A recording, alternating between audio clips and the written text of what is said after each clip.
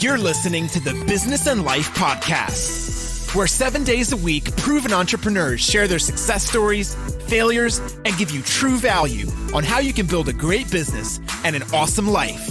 With your host, Mike Olivas. All right, Dan, welcome to the show. Thank you very much.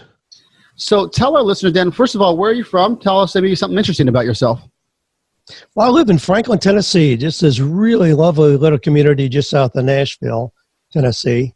And it's really a hot spot for a lot of people who have discovered this online space. So a lot of thought leaders are here, people like Michael Hyatt and Jeff Goins and Dave Ramsey and on and on. So it's a great community to be in. Yeah. I get to work out of an old barn on the back of our property and just hang out here doing things that entrepreneurs do. Sounds like an awesome office. It really is. Yeah. I bought this property next to us and had this old barn on it. And being an old farm kid, I was raised in a farm. We milk cows up in Ohio. Me And too. thought, Me too. We got that in common. All right. Yeah. I thought, hey, I want to preserve that barn. So we did a light renovation, made it a meeting center. We have a lot of conferences here, guest quarters in my office. So I get to stroll about 300 yards from my house every morning. No traffic lights, no traffic at all. Come back here and start my day. Well, tell us a little bit about what 48 Days LLC does. What we do is help people figure out how to do work that matters, how to do work that's meaningful, purposeful, and profitable.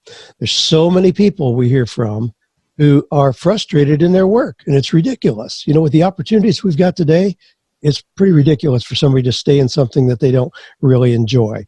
We hear people, well, I need the paycheck. Well, it doesn't have to be either or. You can get a paycheck doing something that you really enjoy doing.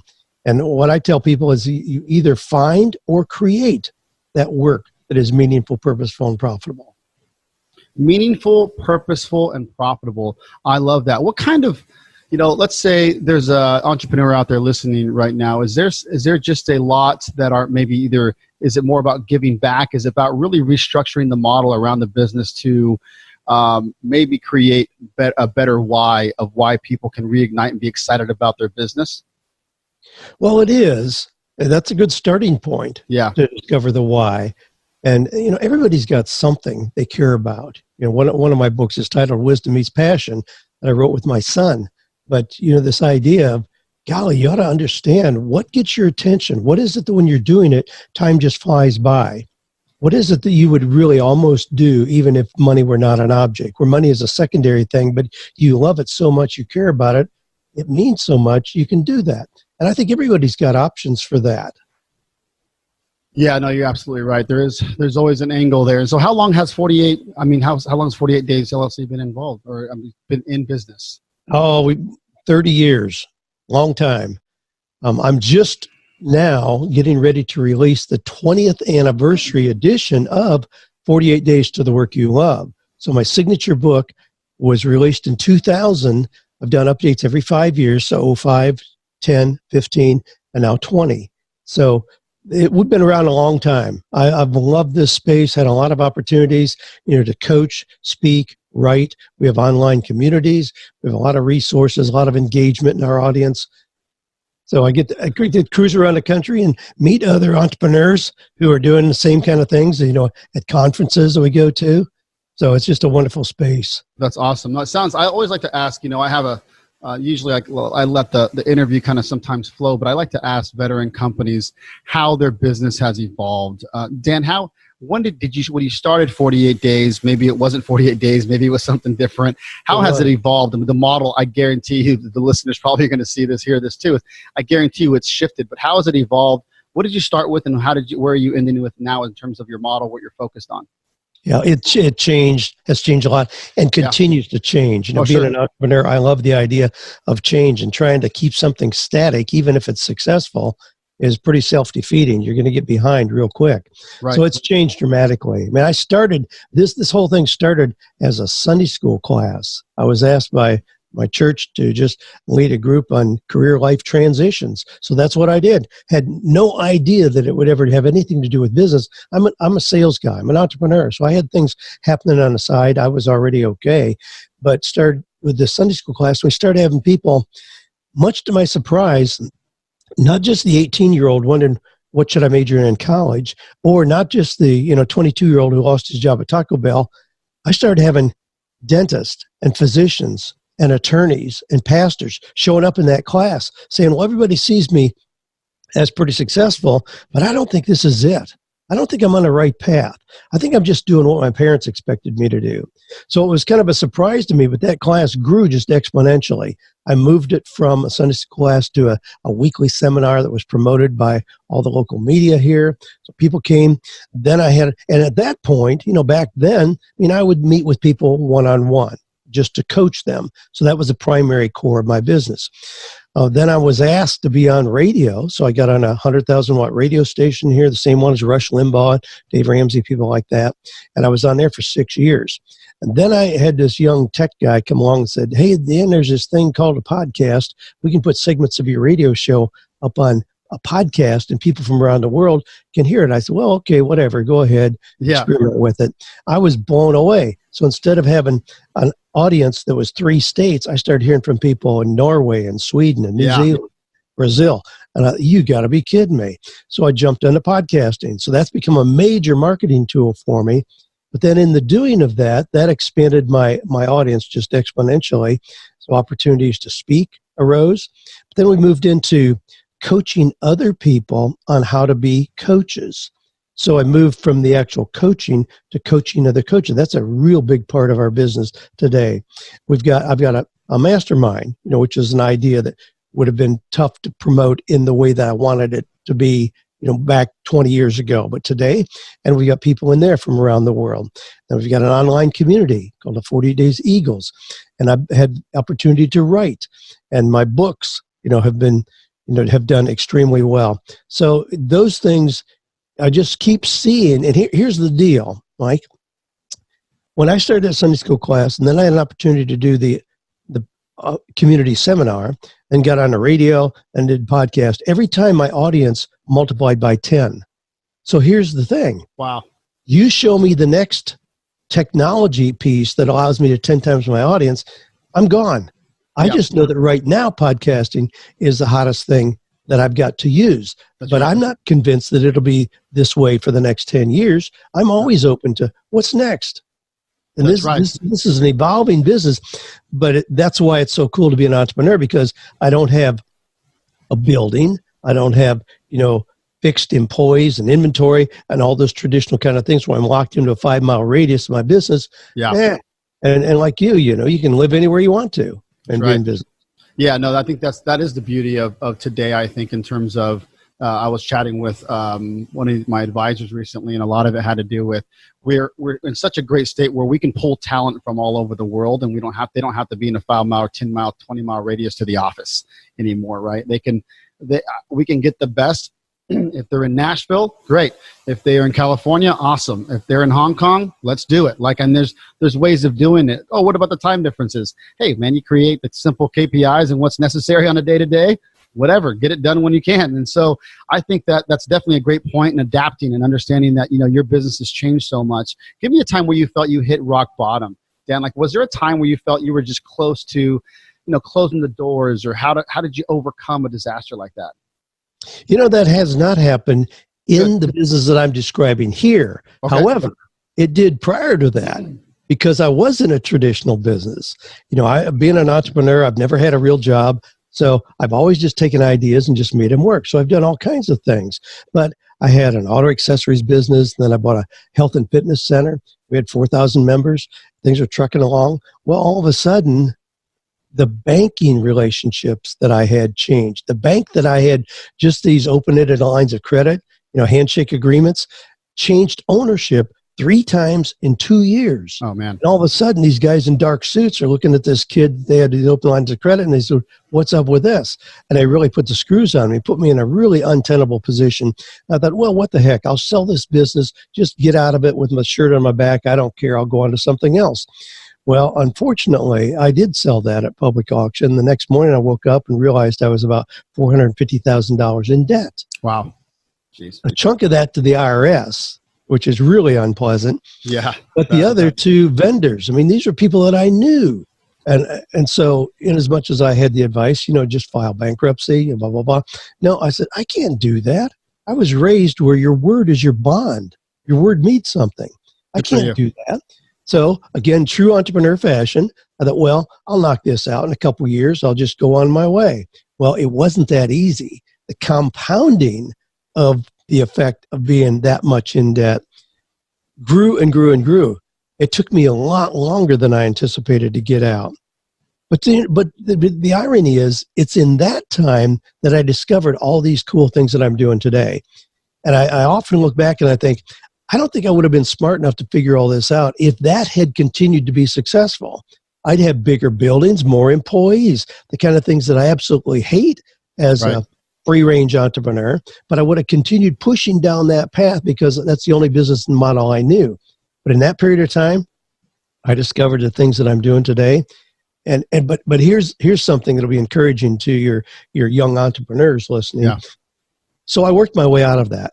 It took me 12 years, not 2. I remember the day I walked into my office and the fax machine, back when we had fax machines, peeled off 14 pages of IRS lien releases.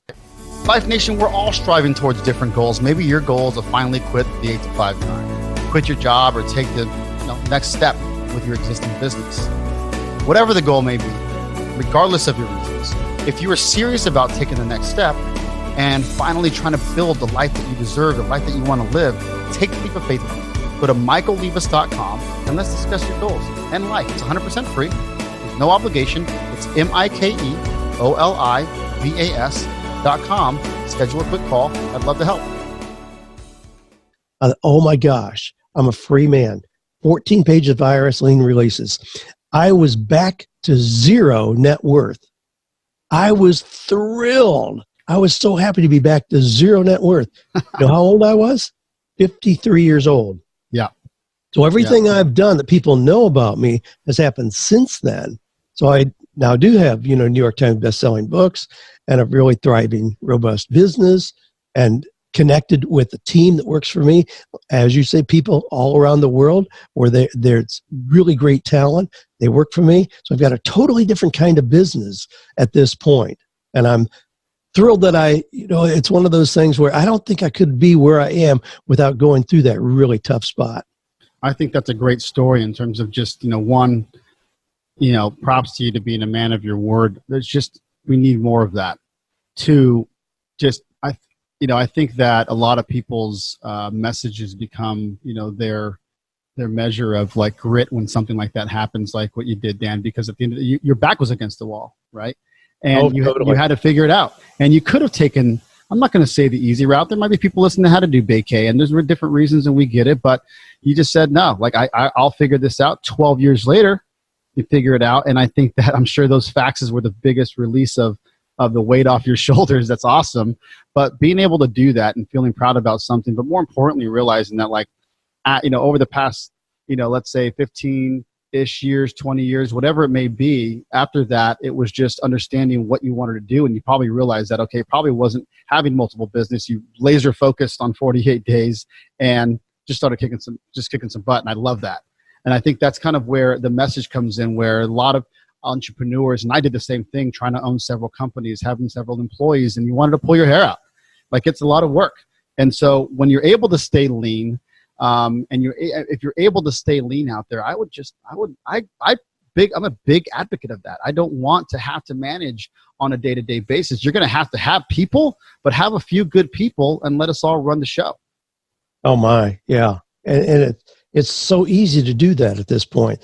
Now, I have no employees. Now, I need to be quick to say, though, there's no way in the world I could do this by myself. Oh, no way, yeah. And I very much want to stay in my zone of genius, that one tiny area where nobody else could do what I do. So I don't try to do, web design and Facebook ads and all those kind of things that need to be done. So obviously I have people who are competent, whose skills far surpass my own in those areas. But I stay really true to the one thing that I do. Well, my sweet spot is writing. Writing is my first love. That's what I do. And my schedule really kind of goes like this, and give you a quick overview. Monday is anything business related. So working with my team, all the business stuff, that's on Monday. Tuesday, I do all my coaching calls. I have calls with my mastermind, all those kind of connections. Wednesday morning, I do my podcast. Wednesday afternoon, I'm available for interviews. It's the only time I do interviews. Thursday and Friday, deep work. I have no appointments scheduled. Nobody walks in my office. That's when I work on major projects. So a new course, new seminar, new manuscript for a book. That's when I do those things. But I love that schedule. And getting to the end of the week, I reward myself. It's like, you eat your vegetables so you can have the piece of pie. Yeah. I feel like that because that's what I really enjoy is getting to that part of my week where I have no outside connections. I'm just able to read, study, assimilate great content, wisdom of the ages, and then repurpose that for people today. Yeah, and if you're an entrepreneur out there listening and you're not laser focused, whether you're doing some self-branding, trying to become an influencer in the marketplace and or just you have a company and you're not able to focus on bottom line how Dan's done it. I've done the same thing where I focus specifically on the coaching calls. I specifically will focus on the podcast. Today, I have 20 podcasts today. I have 13 hours of back-to-back podcasts. Why? Because like you said, when I'm done, it feels really good. Like I just knocked out a month worth of content. However, when it's all said and done, we're doing 7 days a week. I mean, there's a lot to be done. But you're right. You can't do it alone. But if you have someone like Dan and I do, likely assistant, someone else, making sure that you are focused on what you do best, and then they're focused on what they do best, right? And there's people out there that can really help you do that so you can laser focus. So ask yourself out there, entrepreneurs and aspiring entrepreneurs, what am I best at and how can I refocus my energy towards that? Dan, why do you think a lot of entrepreneurs out there, give up on their businesses and their dreams? Well, sometimes, and I validate the idea that there's a whole lot of opportunities for us. We can be that person that clocks in 8 to 5, gets 2 weeks vacation, 401k contribution. So, that's okay. Nothing wrong with that. No shame in that at all. You could move out of that a little bit and be a consultant based on what it was that you did previously. Yep. You could say, I want to do something where I kind of own it, but I don't want to be totally on my own. Well, I just described a franchise. So there's that kind of a model. And then you can be, some kid who just has an online site he upstates for sports information, makes a couple $100,000 a year. There's a lot of various ways to get into that. I want people to find where they fit on that. Not everybody really needs to be an entrepreneur. I had a guy just recently, PhD, very talented guy, came out of a corporation. I helped him establish himself as a consultant, and he just rocked it. And what he was doing for 3 years. 3 years, he contacted me, says, man, he says, I don't like this. He said, I didn't realize I was going to have to spend 75% of my time marketing, making sales calls, talking to people, and 25% of the time actually doing the work. I said, dude, you need to get a job.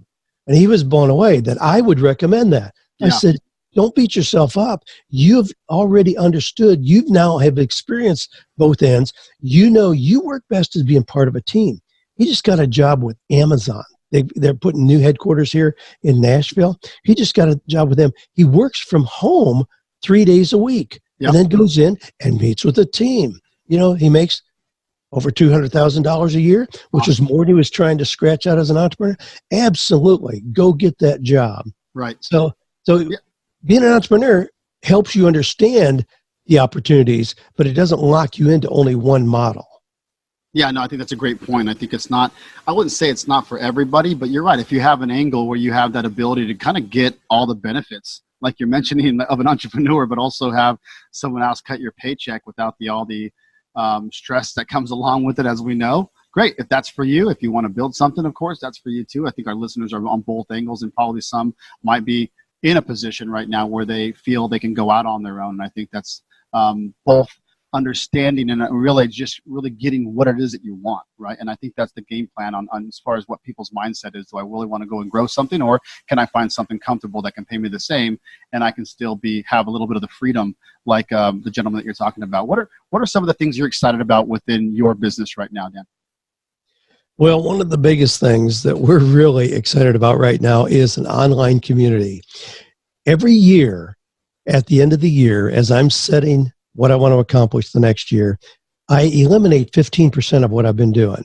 I'm really ruthless about that. Even if it's something profitable and fulfilling, I'm going to find 15% because I don't want to keep getting bigger and bigger and bigger. I want to stay really clean and lean and focused as an entrepreneur. So the only way I can have room for something new is to eliminate something I've been doing now.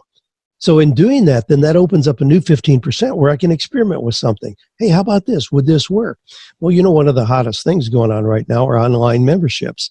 I thought, well, would that work? Well, I've got a pretty robust, newsletter subscription list. And I thought, well, let's just try this out. Well, it's really worked like magic. I love what's happening there. So in as much as there's a whole lot of people, everybody's doing that now. Gee, join my membership community. But I think we've got enough momentum from years of engaging with our audience to really make this thing work. And I love what's happening there, because what happens is, so we have entrepreneurs, people who want to start something. They want to bring their dreams to life. And so I provided this umbrella where they can link arms, share ideas and resources. And the thing I love about that so much, Mike, is that somebody will pose a question in there, and before I have an opportunity to see it, we've got 15 people who have given them great advice. We have attorneys and physicians if it's a health issue, and all these people in there who are really competent. They're providing the expert. It so leverages my own. I don't want people coming in there just because, gee, what would Dan do? I want people coming in there because they understand that power of community.